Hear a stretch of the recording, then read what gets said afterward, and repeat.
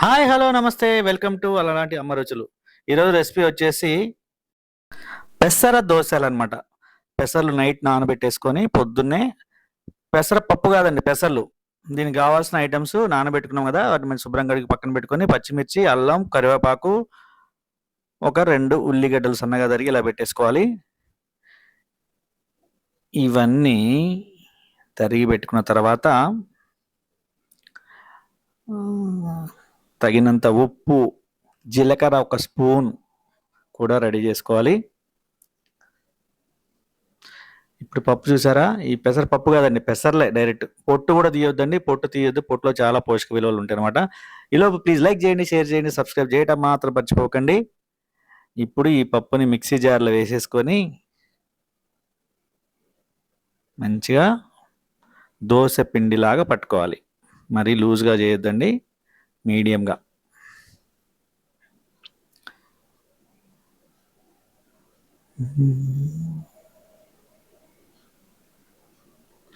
ఇప్పుడు మిక్సీ పెట్టేసి మూత పెట్టి మిక్సీ పట్టేసుకొని పెద్దగా తిప్పాల్సిన పని లేదండి. బాగా నాని ఉంటాయి కదా నైట్ నుంచి. చూసారా? ఒక 2 రౌండ్లకి ఇలా అయిపోతుంది మంచిగా. ఇప్పుడు మళ్ళీ మిగిలినవన్నీ మళ్ళీ జార్లో వేసేసుకొని దీంట్లో జీలకర్ర,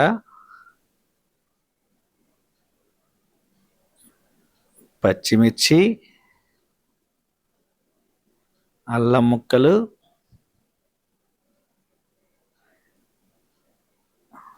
కొంచెం కరివేపాకు వేసేసుకొని ఇవన్నీ కలిపి పెట్టామనుకోండి మిక్సీలో, మనకి దోశలు ఎలా ఉంటాయంటే మనకు చట్నీతో కూడా పని లేదండి, డైరెక్ట్ కూడా తినొచ్చు.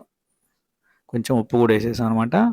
అది కూడా మిక్సీ పట్టేసుకొని ఇప్పుడు ఆల్రెడీ పట్టున్న దాంట్లో ఇదేది మొత్తం బాగా కలిపేసుకోవాలి. ఎందుకంటే ఫస్ట్ దాంట్లో ఉత్తదే పెట్టాం కదా. ఇప్పుడు బాగా కలిపేసుకొని కొంచెం పిండి గట్టిగా అయిందనుకోండి కొంచెం వాటర్ వేసుకోండి.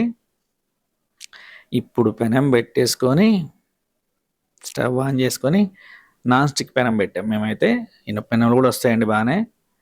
నాన్ స్టిక్ పెనం పెట్టేసుకొని ఫస్ట్ వేసే దోశకి మాత్రం కొంచెం నూనె రాసుకోండి, ఎందుకంటే అంటుకోకుండా ఉంటుంది. బాగా పెనం వేడైన తర్వాత వేయాలండి దోశ. అట్లా పొగలు వెళ్ళిపోవాలి పెనం. ఒక స్పూన్ ఫస్ట్ కొంచెం ఇబ్బంది పెట్టొద్దండి, మీరు కంగారు పడకండి, రాదనుకోమాకండి. ఫస్ట్ దోశ కొంచెం ఇబ్బంది అవుతుంది, మందం వస్తుంది. తర్వాత మాత్రం చాలా పలచగా మంచిగా వస్తాయండి. మీకు ఇట్లా మందం వచ్చింది అనుకోండి, రావట్లేదు అనుకోండి, కొంచెం వాటర్ వేసుకోండి. పలచగా అయితే మంచిగా తిరుగుతుంది గంట ఈజీగా. దానిపైన ఉల్లిపాయలు వేసేసుకొని కొంచెం నూనె వేసుకొని పైన అసలు నోట్లో నీళ్ళు ఊరుతున్నాయండి చూస్తుంటే. ఇన్స్టెంట్గా చేసేసుకోండి. మామూలుగా అసలు మీకు అంత నైట్ కూడా అక్కర్లేదు. అది పెసర్లో పెట్టాం కాబట్టి నైట్ నానబెట్టాం. కానీ పప్పు అనుకోండి తెల్లవారుదాన పెట్టి 2 అవర్స్ బిఫోర్ పెట్టి కూడా అప్పటికప్పుడు దోశ వేసుకోవచ్చు ఈజీగా. చూసారా? ఇప్పుడు ఫస్ట్ దోశ ఇబ్బంది పెట్టింది కదా, సెకండ్ దోశ చూడండి ఎంత పలచగా ఎంత వెడల్పుగా వచ్చిందో. ఇప్పుడు కూడా దీనిపైన ఉల్లిపాయలు వేసేసుకొని మన ఇంట్లో కారపొడి ఉంటే కూడా కారపొడి కూడా చల్లుకోవచ్చండి మంచిగా. చాలా బాగుంటుంది టేస్ట్. దీనికి స్పెషల్గా చట్నీ చేయాల్సిన అవసరం లేదండి. కొంతమంది చట్నీ ఉంటేనే తింటా అంటారు కదా, అలాంటి వాళ్ళకి చేయొచ్చు అండి, తప్పలేదు.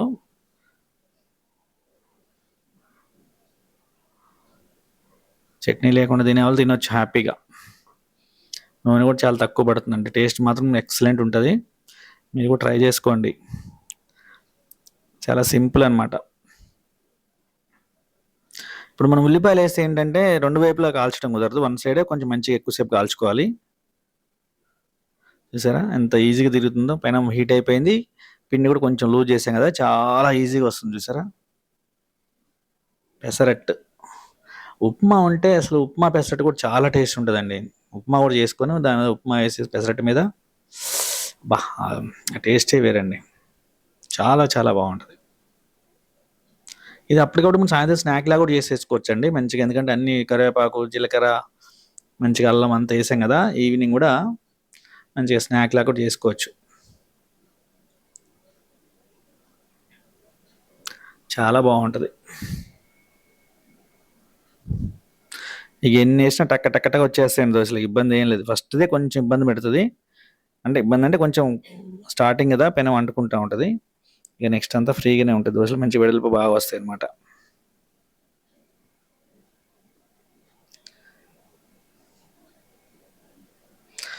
ఇప్పుడు కొంచెం కారపొడి కూడా వేసుకుందాం. చూద్దాం ఈ కారపొడి వేసి కూడా టేస్ట్ మనం మొన్న కరివేపాకు కారపొడి చేసాం కదా! ఆ కరివేపాకు కారపొడి చల్లుకుందాం పైన. చల్లి టేస్ట్ చూద్దాం ఇది కూడా ఎట్లుందో. అలా లైట్‌గా జల్లేసుకుంటే సూపర్ సూపర్ ఉంటదండి.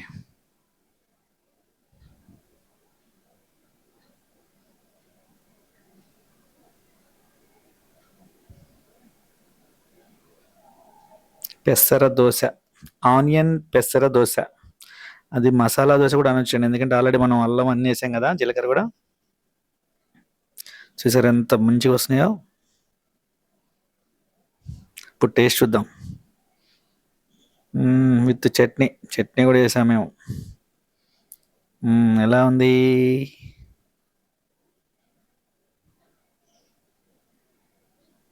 ఆ వాసన అర్థమవుతుందిలే ఎంత టేస్ట్ బాగుంటుందో నాకు అర్థమవుతుంది.